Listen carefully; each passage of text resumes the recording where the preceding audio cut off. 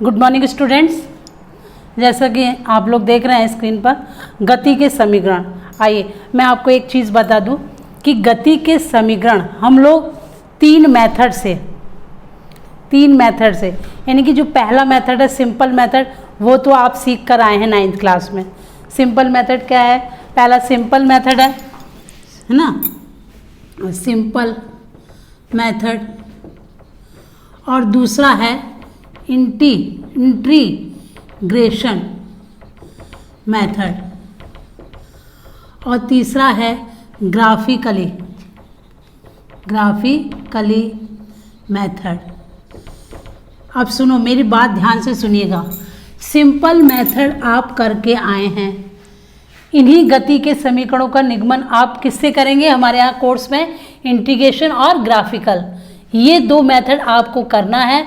ये हम नहीं कराएंगे क्योंकि ये 9th क्लास में आप पढ़कर आए हैं, ठीक है, और ये अपने कोर्स में भी नहीं है। सिंपल मेथड तो अपने नहीं, अब आप लोगों को किससे करना है? इंटीग्रेशन और ग्राफिकली, ठीक। दूसरी बात ये कि सभी बच्चों को साधारण मेथड आना चाहिए। अगर वो मेथड नहीं आता तो फिर आप ये इंटीग्रेशन वाला नहीं कर पाएंगे। बात समझ गए? ठीक है, चलो मैं आज इंटीग्रेशन का पहला समीकरण हल कराऊंगी आपको। किस विधि से कराऊंगी?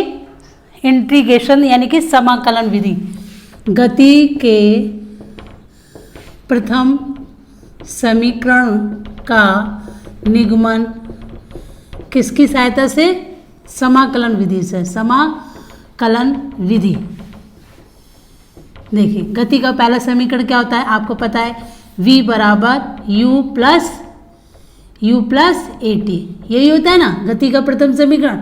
सभी बच्चों को पता होना चाहिए। v बराबर, मैं लिख दे रही हूँ, v बराबर u प्लस AT, s बराबर ut plus half AT square, और v स्क्वायर बराबर u स्क्वायर प्लस 2as। ये होते हैं गति के समीकरण। ये आप साधारण सिंपल मेथड से करके आए, लेकिन यहाँ हम लोग किससे करेंगे?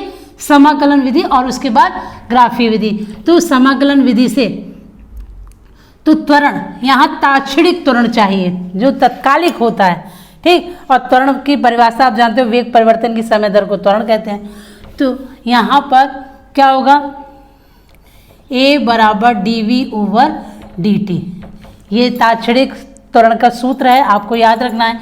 a बराबर dv/dt, ठीक। अब क्या करेंगे कि dv बराबर a into dt, cross multiplication कर दीजिए, ठीक है।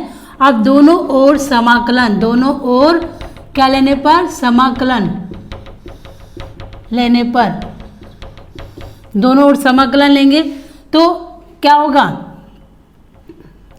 समाकलन ले लीजिए, a dv equal a dt, क्योंकि a इज द कांस्टेंट।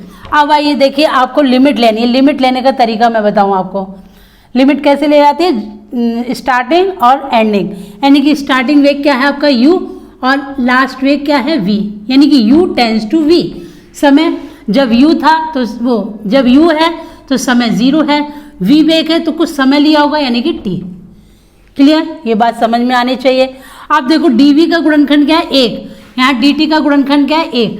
ये फॉर्मूला होता है। जो मैथ्स वाले बच्चे हैं वो तो अच्छे से समझ होंगे, बट जो बायो के स्टूडेंट हैं उनके लिए थोड़ी प्रॉब्लम होगी, मैथमेटिकल है ये।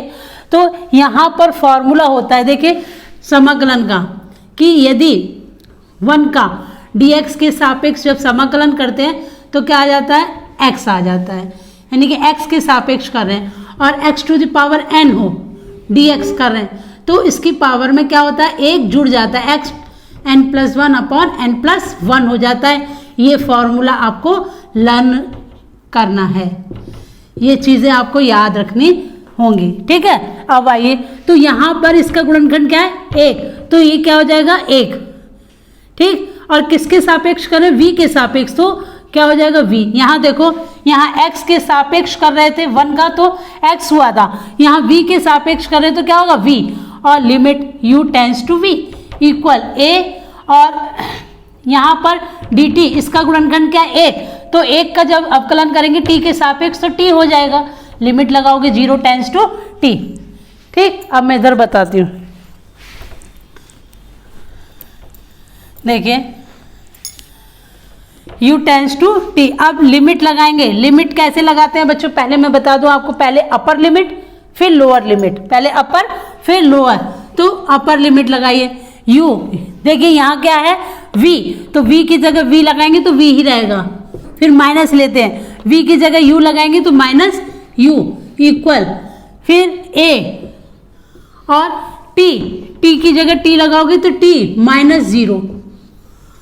ठीक है, तो v माइनस यू इक्वल, इसमें मल्टीप्लाई करो at, तो v इक्वल u इधर जाएगा तो u plus at। This is the equation first. किस विधि से? समाकलन विधि से। बात समझ रहे हैं? तो आज का होमवर्क आपका ये है कि समाकलन विधि से, समाकलन विधि से गति का द्वितीय समीकरण हल करें। ठीक है, और साधारण विधि आपको करनी है, साधारण विधि आपको आनी चाहिए, साधारण विधि आप करेंगे, ये आपको करनी है सारे बच्चों को। ठीक है, तो नेक्स्ट फिर इसके बाद मिलते हैं हम लोग ग्राफीय विधि। Okay, thanks for watching.